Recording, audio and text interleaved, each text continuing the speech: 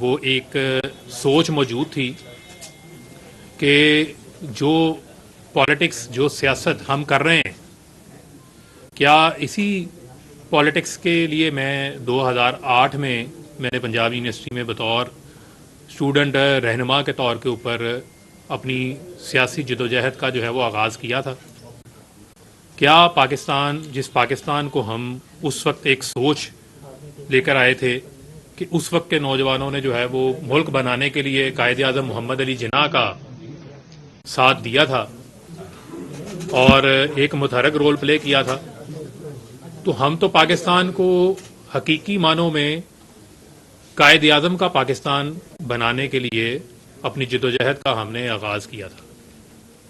تو یہ سوالات مسلسل، ان کے جواب جو ہے وہ میں اپنے آپ سے پوچھ رہا تھا، کیونکہ جو آپ کی سیلف اکاؤنٹیبلٹی ہے، جو آپ کا خود احتسابی کا عمل ہے، وہ بہت ضروری ہوتا ہے. بعض اوقات آپ حالات اور واقعات کے تسلسل میں، جذبات میں آپ اتنا آگے چلے جاتے ہیں کہ آپ جو ہے وہ حقیقت سے بہت دور چلے جاتے ہیں.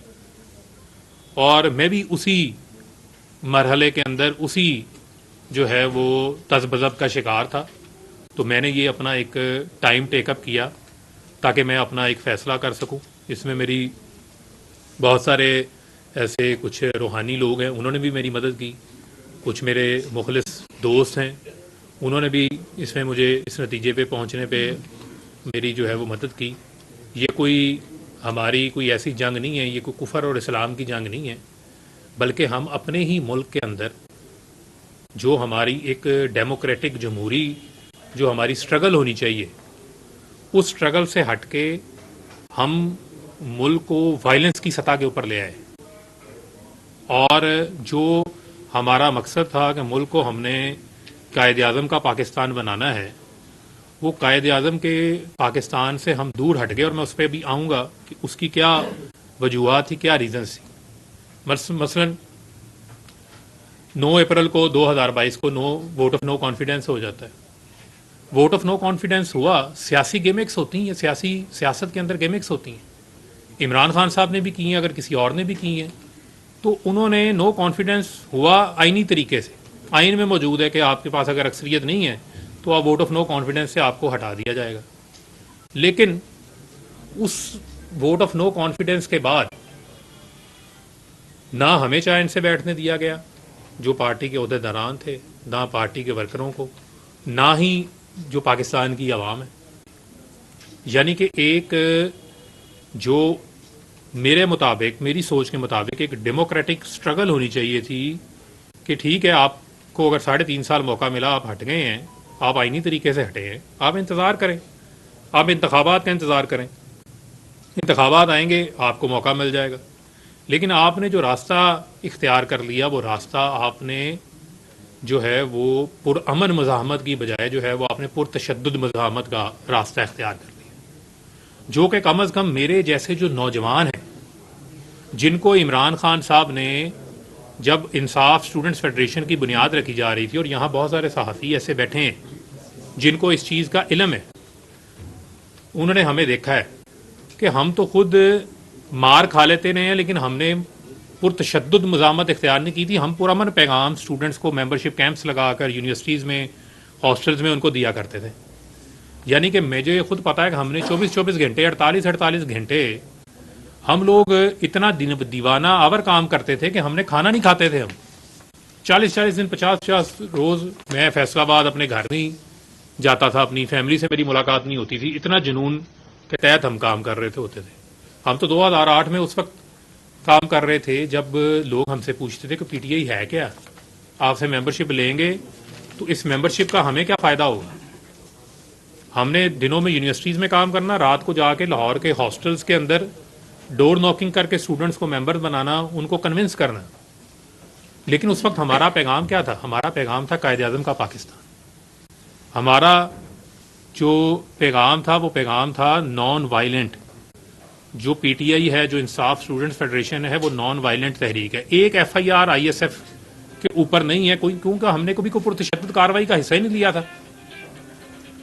لیکن وہ سٹرگل اگر آپ دیکھیں اور اس کے بعد یہ 9 اپریل کے بعد کیا جو آگے کا مرحلہ ہے اس مرحلے میں آپ نے لوگوں کو کیا پیغام دیا کہ آپ سڑکوں پہ نکلیں, آپ روڈز بلاک کریں, آپ مزاحمت کریں, آپ وائلنس کریں, اور اس وائلنس کے نتیجے میں ایک مسلسل مائنڈ سیٹ, ایک پیغام دیا جاتا رہا جہاں پر جو انوسینٹ لوگ تھے وہ کلٹ فالوئنگ کے اندر ان کے مائنڈز کو جو ہے وہ ان کو ہائی جیک کیا گیا اور ان کے دماغ میں مسلسل جو ہے وہ ایک جذبات بھڑکائے جاتے رہے کہ پتہ نہیں جو پاکستان کے ادارے ہیں وہ آپ کے خلاف کام کر رہے ہیں, وہ آپ کو پتہ نہیں پالیٹکس جو ہے وہ نہیں جو ہے وہ کرنے دینا چاہتے. مسلسل ایک نفرت کا جو پیغام تھا وہ بیج بویا جاتا رہا. جو وہ بات کرتے ہیں پروپیگنڈے کی, جو فتنے کی بات کرتے ہیں, وہ اصل فتنہ کیا ہے؟ وہ یہی ہے کہ آپ لوگوں کا 24 گھنٹے آپ ٹی وی پہ بیٹھ کے پیچھے پاکستان کا پرچم پڑا ہے. آپ لوگوں کو پاکستان کے اندر نوابزادہ نصر اللہ خان نے بھی تو پالیٹکس کی ہے نا. پاکستان کے اندر جو ہے بہت سارے لوگوں نے صبر کے ساتھ اپنے وقت کا, اپنی باری کا انتظار کیا ہے. آپ سے لوگ کیا ایکسپیکٹ کرتے ہیں؟ آپ کو سے لوگ یہ ایکسپیکٹ کرتے تھے کہ آپ انہیں لیڈ کریں, آپ انہیں پرامن جدوجہد کی طرف لے کے جائیں. وہ پرامن جدوجہد کا نتیجہ تھا کہ آپ ان کو اپنی سپورٹ کو بیلٹ پہ لے کے جاتے. آپ بیلٹ کی بجائے آپ کہہ رہے تھے کہ بلٹ کا راستہ اختیار کر لیں. بیلٹ کی بجائے آپ یہ کہہ رہے تھے کہ آپ اپنے ہی اداروں کے اوپر چڑھ دوڑیں. اور یہ ایک مسلسل مائنڈ سیٹ تھا. یعنی میں ایک مثال آپ کو دے دیتا ہوں, آپ لوگوں نے کور کیا ہے.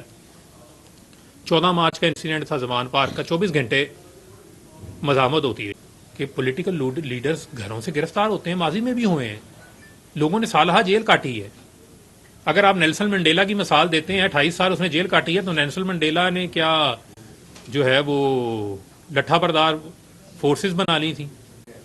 کیا آپ اپنی یوتھ کو یہ بتا رہے تھے کہ پٹرول بم بنا کے پٹرول بم جلاؤ؟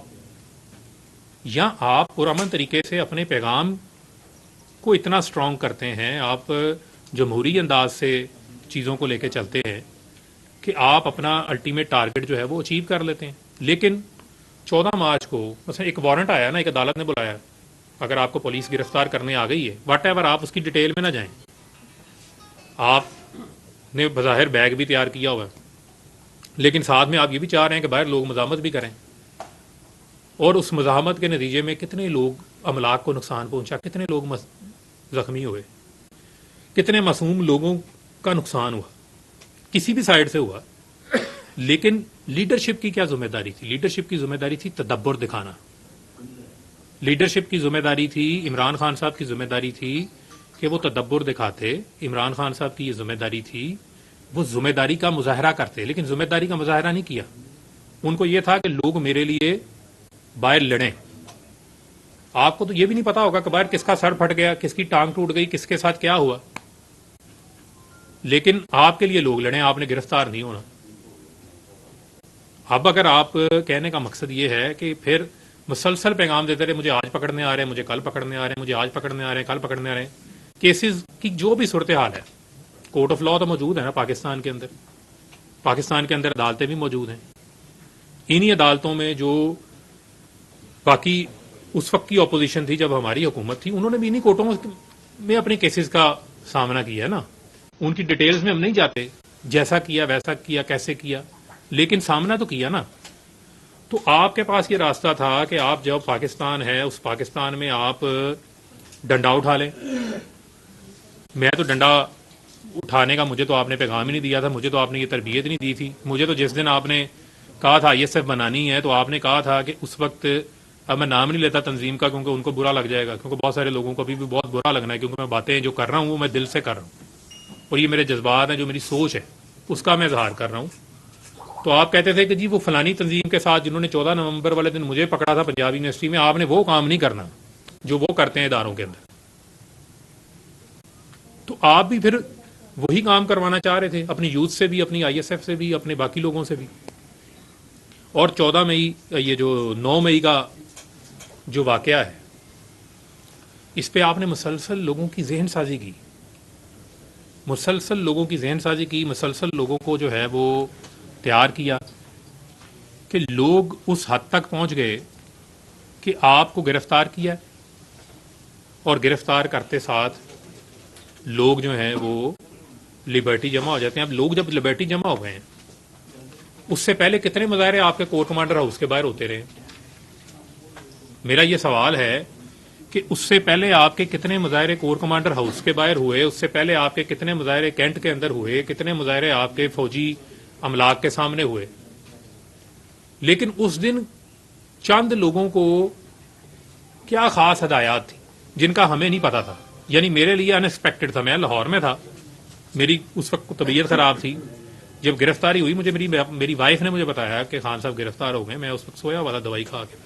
میں اس دن ان کے ساتھ اسلام آباد بھی نہیں گیا. عموماً میں ساتھ جاتا تھا پیشیوں میں ان کے ساتھ. اس نے مجھے اطلاع دی، اور جب میں نے یہ دیکھا یہ حالات اس سطح کے اوپر کشیدہ ہو گئے، میں کسی بھی جگہ پہ نہیں گیا. میں ایون فیصلہ آباد بھی نہیں گیا. میرے حلقے میں اس وقت ڈی ٹائپ پل کے اوپر احتجاج ہو رہا تھا. ٹھیک ہے، میرے حلقے کے لوگ وہاں پر جمع تھے، باقی جگہوں پہ ہو رہا تھا، لیکن میں کسی جگہ کے اوپر احتجاج میں نہیں گیا. اور جو کچھ اس دن ہوا، جس طریقے سے ہوا، یہ انتہائی افسوسناک تھا، یہ انتہائی کنڈیمنیبل تھا، اور یہ پاکستان کی تاریخ کے اندر ایک سیاہ واقعے کے طور کے اوپر جو ہے اس کو یاد رکھا جائے گا کہ کس طریقے سے آپ نے چیزوں کو ایک مائنڈ سیٹ کو ایک ایسے بوائلنگ پوائنٹ کے اوپر پہنچا دیا کہ لوگ اپنی افواج کے خلاف لڑنے نکل پڑے.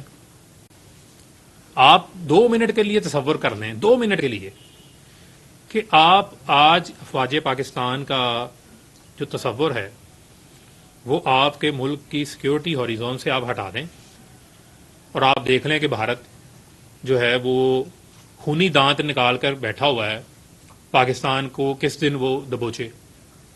آج اس کی جرت کیوں نہیں پڑتی؟ پاکستان کے اندر دہشت گردی کا کلا کما کس نے کیا؟ ہمارے جوانوں نے قربانیاں دی ہیں. 5000 جوان جو ہیں وہ شہید ہوئے ہیں. اب تک ہمارے جوان جو ہے وہ دہشت گردی میں ملک کو امن دینے کے لیے جو ہم سب چین سے سوتے ہیں وہ افواج پاکستان کی وجہ سے. ملک کے اندر کسی بھی وقت کوئی بھی ایسا معاملہ ہو جاتا ہے، کوئی سیلاب آ جاتا ہے، کوئی آفت آ جاتی ہے، ایون آپ کووڈ دیکھ لیں.